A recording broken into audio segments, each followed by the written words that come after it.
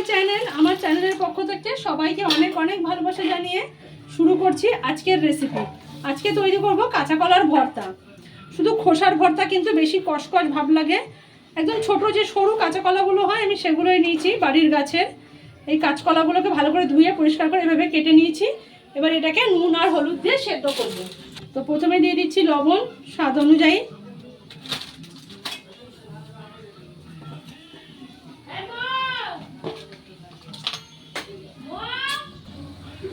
দিয়ে দিচ্ছি হলুদ গুঁড়ো।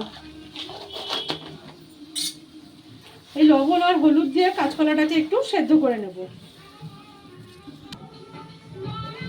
ঢাকা দিয়ে দিয়েছিলাম, ঢাকাটা খুলছি। দেখুন কলাটা কিন্তু সেদ্ধ হয়ে গেছে। এই দেখুন, এই যে কলাটা সেদ্ধ হয়ে গেছে। এবার এটাকে আমি তুলে নেব।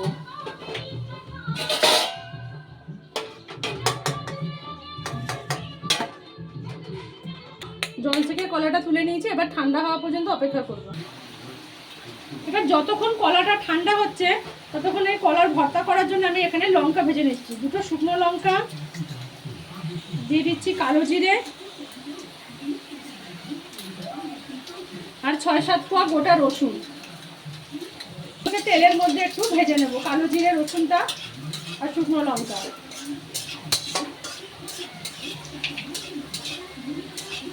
ঠিক আছে, এবার কিন্তু আমি গ্যাসের আগুনটা বন্ধ করে এগুলোকে তুলে নেব।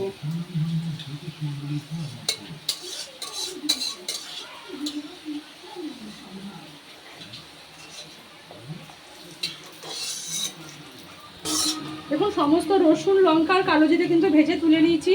আর কড়াইতে যে তেলটা আছে, তেলটা থাকবে, এটাকে একটু পরে কাজে লাগবে। এবার সবার প্রথমে শিলনোড়াতে এগুলো বেটে নেব।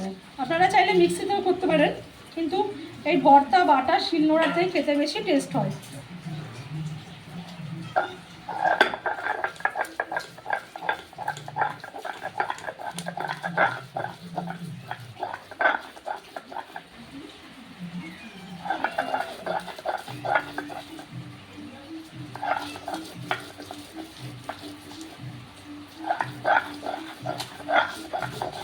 এইভাবে ছোট ছোট দেশি কাঁচা কলা কিন্তু এইভাবে ভর্তা করলেই ভালো লাগে।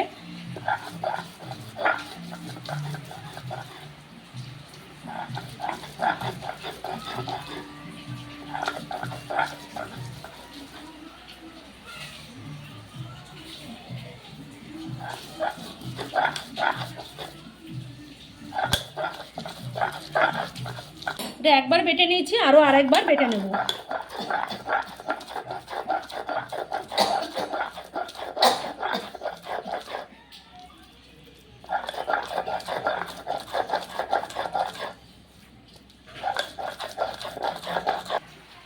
সমস্ত কলাটা বেটে নেওয়া হয়ে গেছে, এবারে তুলে নিচ্ছি। হ্যাঁ, কড়াইতে যে বাকি তেলটা ছিল সেটাই আছে। গ্যাসটা কিন্তু আবার জ্বালিয়ে দিয়েছি।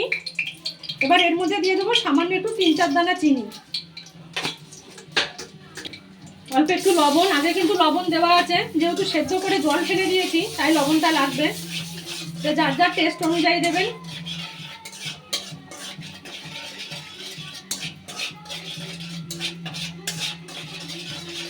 দেখুন চিনিটা কিন্তু সুন্দর গলে গেছে। এই সময় কিন্তু গ্যাসের আগুনটা কম করে দেবো।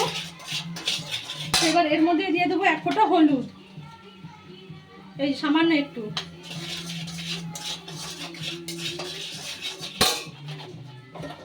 এবার দিয়ে দেবো বেটে রাখা কাঁচা কলা।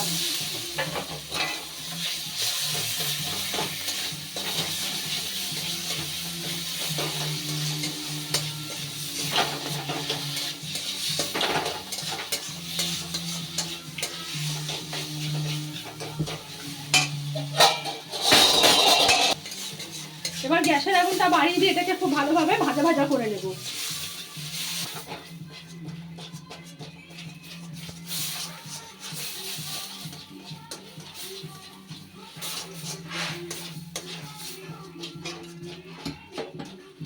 চলো করতে এটা নিয়ে আসতে কালার।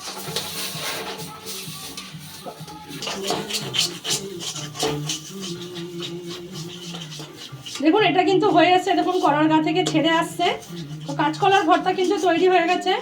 প্লিজ একবার এইভাবে বানিয়ে অবশ্যই ট্রাই করুন গরম গরম ভাতের সাথে।